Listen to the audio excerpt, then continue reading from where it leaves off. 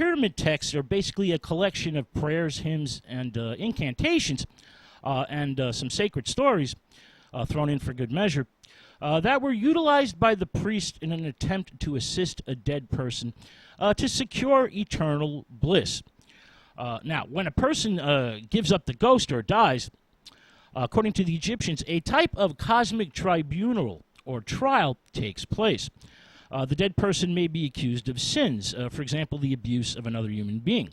And this Egyptian concept of divine law and order, with penalties imposed in which the deceased may have transgressed, is basically the starting point, ground zero, for the written record concerning sin and salvation. So the Egyptians are first.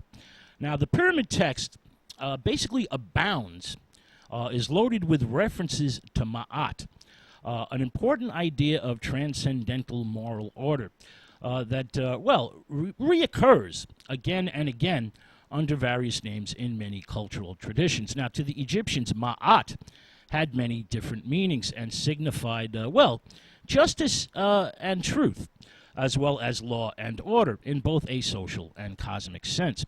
Ma'at was also a goddess whose symbol was a feather. She was the daughter of Ra, and she would undergo a curious transformation and become a type of divine food, the sustenance upon which the sun god Ra lived on. So Ra, after consuming the Ma'at, was considered to be the embodiment of Ma'at in a type of transubstantiation.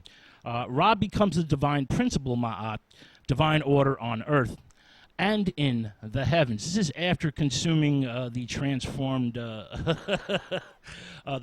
goddess. Now, Ra, as the guardian of moral virtue and divine order, can be found on many tomb inscriptions.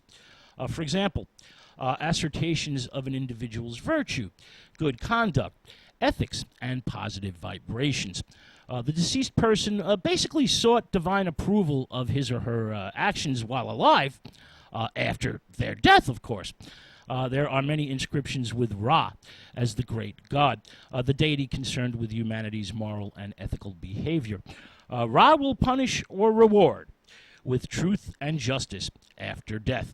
Now, these Egyptian tomb inscriptions assert virtues, ethics, and morality, but reveal little of what we think of now consciously, what we call sin.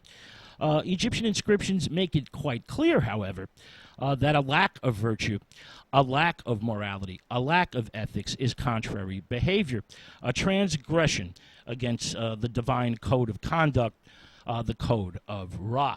Now, during the Middle and New Kingdoms, tomb inscriptions, this starts around 1750 BC, give or take.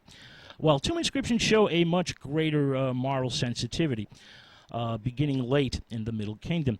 And there's plenty of warnings that are given that each human being must face divine judgment after death, and that his or her good or bad deeds will be set before them by the gods. Now, these tomb inscriptions are a type of spiritual leap, a type of dawning of consciousness.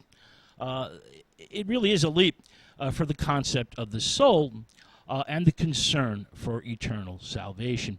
And yet, the Egyptian concept of salvation remained a salvation from death itself, and the consequences of decay and decomposition. This is where the mummy and the technique of ritual embalmment enters the picture. It's a combination of ritual magic and practical actions and techniques. In Old Kingdom mummy rituals, or mortuary rituals, no questions were asked about the moral fiber of the dead. No one cared whether they were a sinful person or not.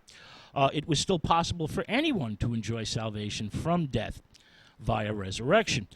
For the mummy would one day live again eternally. Now, from the New Kingdom onwards, circa 1570 BC or so, a belief in judgment after death is incorporated into the ancient primordial Osirian funerary rites. The Book of the Dead, which was composed to assist those who have passed on, assist them in their quest to attain eternal bliss, Well, this Book of the Dead showcases this new spiritual, religious, cultural development. Many of these manuscripts are lushly illustrated with graphic scenes presenting the Egyptian conception of a very difficult afterlife ordeal.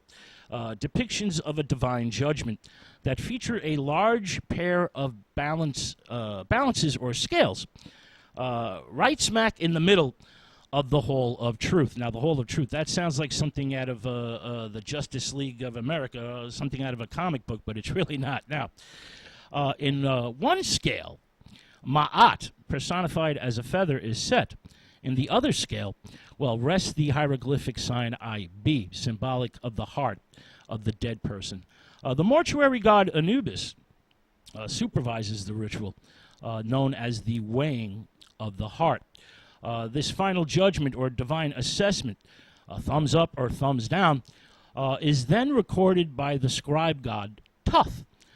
This divine afterlife transaction, or cosmic funerary rite/ritual, usually takes place in the presence of Osiris, the Lord of the Dead. Nearby awaits a very hungry cosmic monster known as Amut. Amut is very eager for a thumbs-down judgment since this cosmic monster is the eater of the condemned dead. He consumes those who do not pass this cosmic test. So he's very eager for a thumbs-down assessment.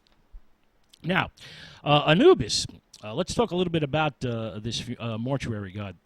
Well, Anubis, he who is the mortuary, he who is upon the mountain, he who is the lord of the sacred lands, he who is the chief of the Westerners, and he who is the chief of the gods' pavilion. He's got quite a few titles here, folks. Well, Anubis is usually personified in the form of a dog or a jackal, often in a laying down or crouching position. His ears are usually pricked, and his long tail is always hanging down. He wears a collar. Sometimes he wears a collar that is loaded with magical incantations.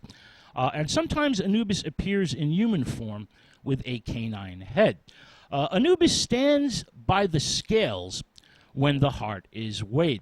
Now, he is colored black. He's black as pitch. This is a link to the color of the corpse after the sacred embalming processes have taken place. This darkens the corpse. Black tar is used to seal the bindings or linen bandages of the mummies. So that's why they turn black. Now, the priests would wear jackal or jackal-like headdresses during funeral rites